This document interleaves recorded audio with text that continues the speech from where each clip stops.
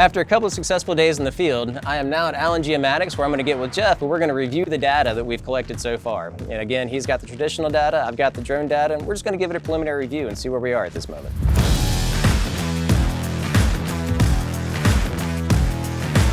Well, thanks for having me in here today, man. Looking forward to comparing the data. We're not quite at that point yet. I mean, we can do a little bit of a comparison, I know.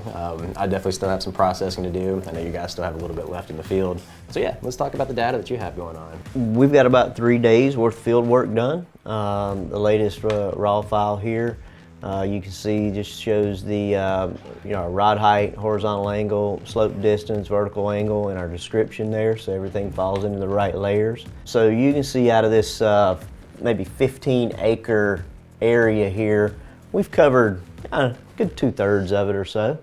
And you're looking at a good 40 hours of man hours. So as far as the locations you guys are doing, I mean, I know descriptions are key to help with line work and everything, so I guess you guys have a pretty well just defined description list that everybody works with to keep things organized. Yeah, we have a whole glossary. Everybody supposedly uses the same description so that everything comes into the right layer. Okay.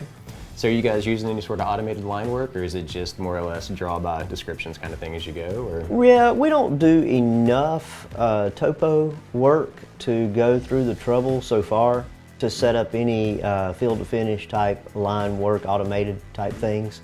Do you want to maybe explore some of that with us right quick? Okay, so we can see the yellow and green lines here are our contours, the way the program just guessed at what points to connect for the 10. Okay, so this is just point information only, no break lines or anything like that? Right, okay. Right. The gray lines connecting each point show the 10. You can see these orange shots here, sort of pink shots. That's the edge of pavement of the road coming in, and the center line of the road would be in the crown there, so that's going to be an important feature for the brake lines to get the crown of the road to come in correctly. Here's a good example.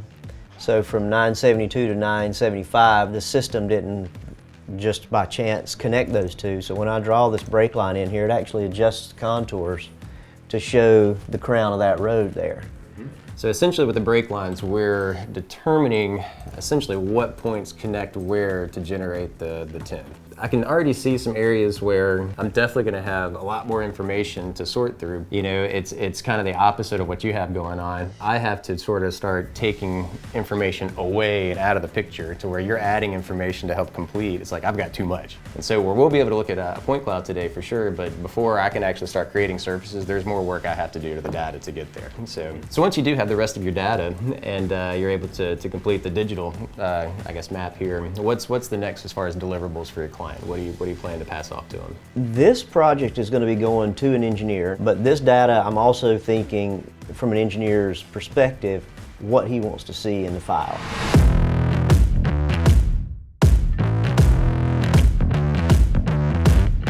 As I mentioned, I've still got some processing left to do. Yeah, again, we used the MD LiDAR 1000 LR, which is our most recent payload that we released for the GE industrial drone line. What I flew this at was at 80 meters, which is in comparison with the MD LiDAR 3000 that I used to fly with a different company that I worked for.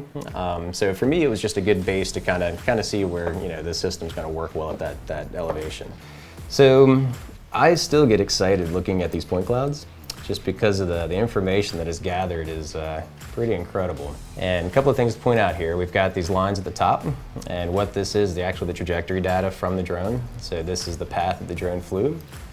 And we use terrain follow, which I had mentioned is more or less a model that's built based on some old NASA data that we use to actually keep the drone a consistent height above ground as it flies.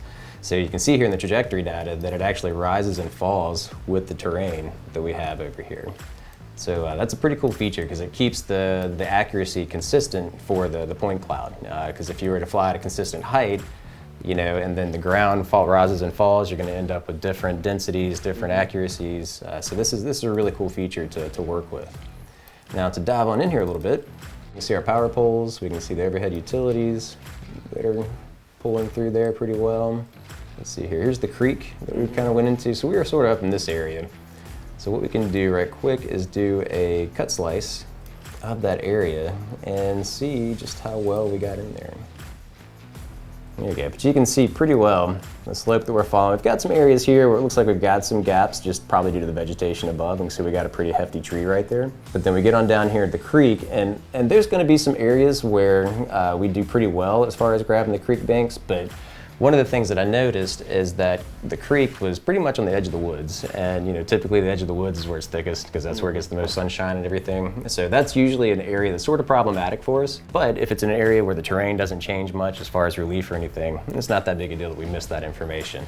But here, that we have creek banks and there is that heavy vegetation around it, there's going to be some areas where we didn't get through. But there are some areas that we did. So what we'd have to do is through processing, we'll whittle everything down, get rid of the vegetation, just have that ground information in there, and so then the creek bank will become a lot more apparent. And so then you can go through and see where you did well, where you didn't, and see if you need additional data or if you've got enough. It's part of the process and working with the LiDAR data. You have to give it a good review, and there's definitely work to be done to pull the information out that you need. I'm enjoying just watching you maneuver around in there. It's easy to pick out the features that we surveyed, that we talked about when we were looking at my data. This road right here, you can see a clear definition. You can see the crown in there, the same thing I was talking about. You've picked all of that up.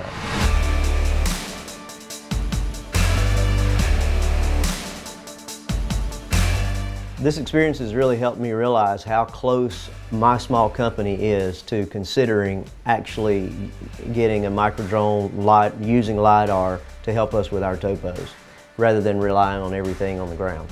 Yeah, no, it's like we were saying, it's just another tool in the toolbox for sure, and it has its places where it really shines. Well, we're at a pretty good stopping point. I definitely appreciate your time this week, and time of your guys as well, and their willingness to kind of cooperate with being on camera and everything. For me, it was a great time going down memory lane and spending time with you, sharing stories and whatnot. Now that we actually have the two different data sets to compare, I'm really excited to see kind of where we are with that point once we get there.